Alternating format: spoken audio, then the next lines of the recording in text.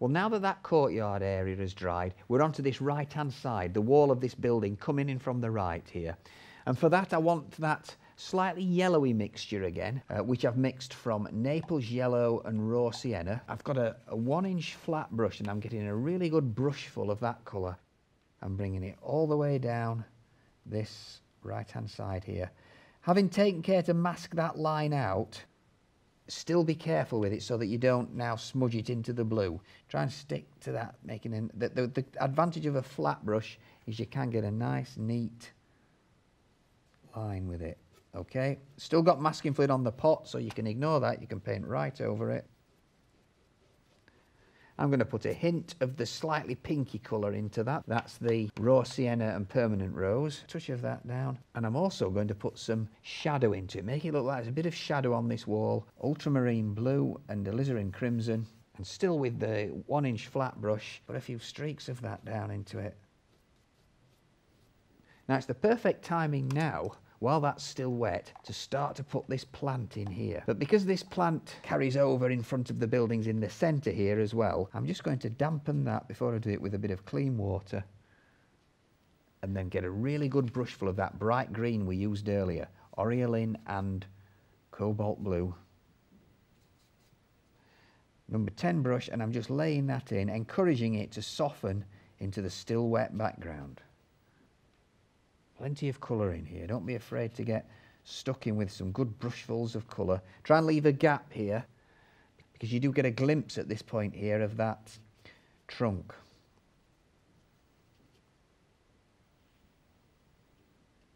Okay, now, having put that in, I'm going to put a little touch of the bluey green in. Not much of that, I don't want too much of that, but just a little bit.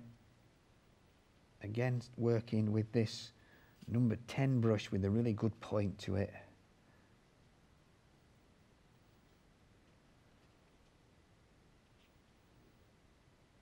Bringing it up there.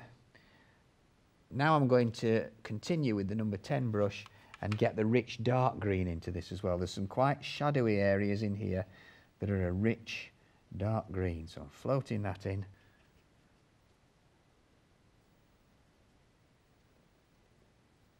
Using the point to bring out the little shapes of the leaves.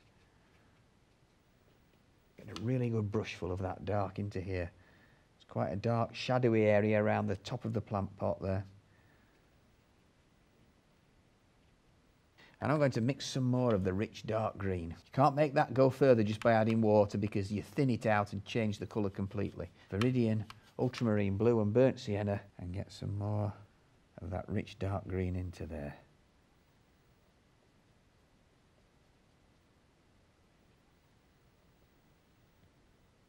Still working fairly soft. There'll be time later on when this is dried to put a few dry brush marks in. And now I'm going to get the number 6 brush, some lemon yellow on it, and we'll start to put a few leaf shapes into there, picking them out against particularly against the dark green.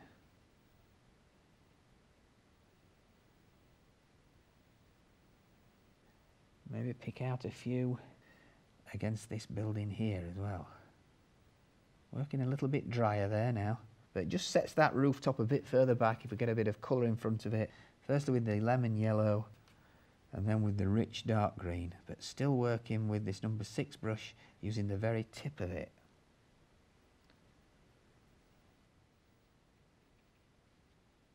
Okay, we'll leave that to dry.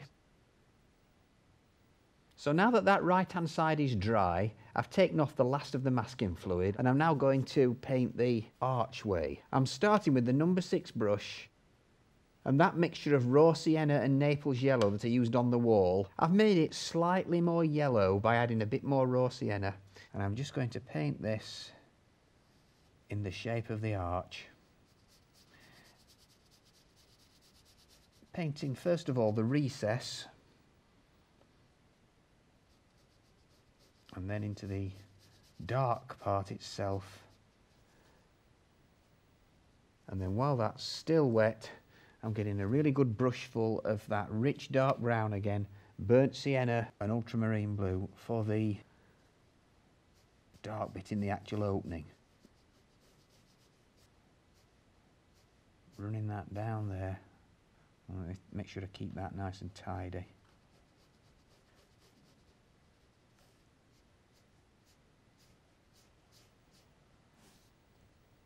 Okay, I'm adding a bit more ultramarine to that dark brown to make it even darker, and just strengthening it in at that point there. Now where that meets this plant, I'm getting a clean damp brush and just softening that in. And I can come back to that area a little bit later on, but while I've got the rich dark brown mixture, I'm going to put the trunk in for this plant here. Get it a little bit darker with some more ultramarine into it. And just like with the archway, I'm now going to soften that into the green with a damp, clean brush. And now I'm going to do some more work on this tree with the bright green made of Oriolin and cobalt blue, and just put some more leaf work into here. I'm going to use the bluey green mixture again as well. That was the Viridian and cobalt blue. Get some leaf shapes into this down here. Building this up. It's quite dark here, it's quite shadowed, so I'm going to add a bit of the rich dark green. That's the Viridian, ultramarine blue and burnt sienna. Maybe a few leaves up at the top end as well, so that this bush is a blend of soft and harder edges.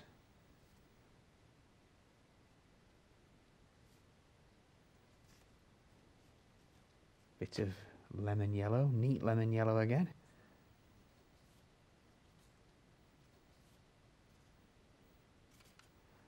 Some more down here. Just taking the edges of the bush where it's nice and soft and giving it a little bit of definition with the detailer brush. In all three greens, the bright green, the bluey green and the rich dark green. Maybe a little bit of dry brushwork there, again holding the brush on its side to just catch the surface.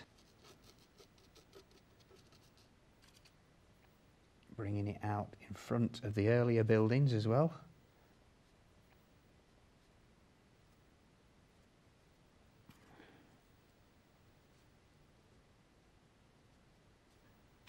And some of that rich dark to finish it off.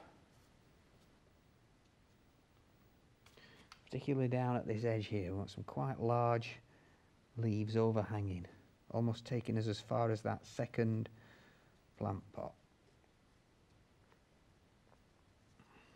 Okay, now I'm going to just go back to the number 6 brush, get some more of that rich dark brown for the soil in the plant pot. Burnt sienna, ultramarine blue, quite a thick mixture. Remember, you don't want a lot of water in this.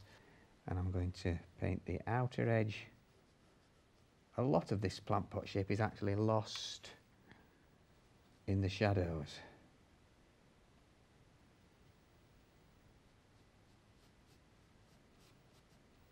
Going to strengthen that up a bit more pigment, but no more water.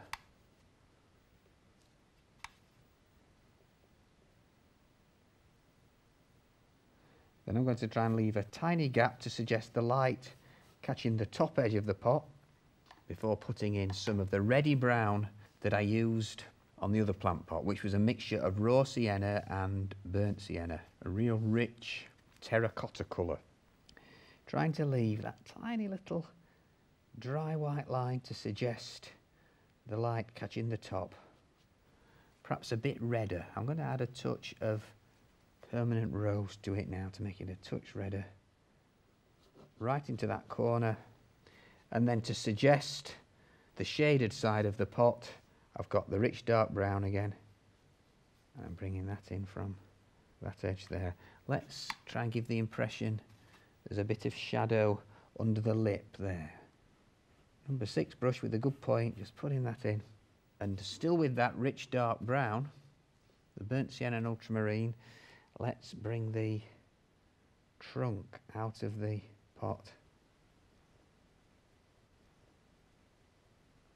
And I need to lose that by dampening it in with a damp clean brush.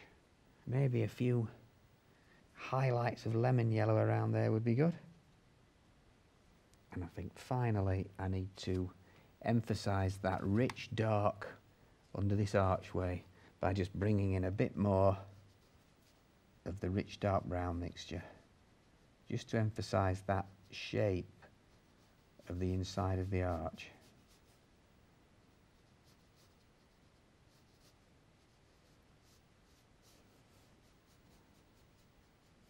This edge here is, I think, is a little bit hard and a little bit definite, so with the number 6 brush, just damp and clean, just a bit of clean water on it but not wet through, I'm just lightly softening that edge so it's not too harsh, and we'll leave that to dry.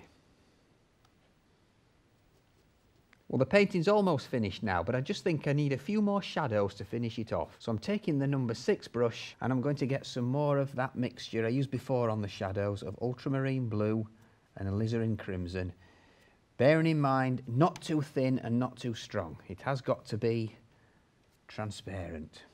Okay, and with the tip of the brush, I think this plant here would cast a few shadows onto the wall of this building. Yeah, makes it look like it's really there when it casts shadow. I think this very foreground bush here would have a bit of shadow below it, just glimpsed on the wall there. Dappled shadow because it's shadow from all the leaves and foliage. Okay, where I've put the shadow at the base of the bush here, I'm just using a damp clean brush to soften it into it, and I think the final thing is a bit of shadow around the plant pot there in the foreground. Okay, we'll call that finished. So now that this scene is completed, let's have a quick recap. I started in the distance with the sea and the sky using a light mixture of ultramarine blue to make it look a long way away. Then I started to introduce various green mixtures for the foliage on the left-hand side. I then went onto the buildings using pink and yellow mixtures and that lovely rich purple shadow, followed by a combination of all these colours for the foliage and courtyard in the foreground. Then I put some more of the nice warm yellow on the stucco on the building on the right-hand side with that nice rich dark brown under the archway, finishing the picture off with the large bush and plant pot in the bottom right-hand corner. I think the whole key to this scene are the rich warm colours on the buildings, the pinks and purples and yellows, contrasted with the cooler blues and greens in the foliage. The perspective is an important part as well. Look how your eye is led into the picture from the very bottom right-hand corner with the large plant pot, leading to the smaller pot, to the trough in the middle distance, and then the perspective on that building in the middle, which really gives us the feeling of a warm sunny afternoon in the Mediterranean. So happy painting, and I'll see you next time.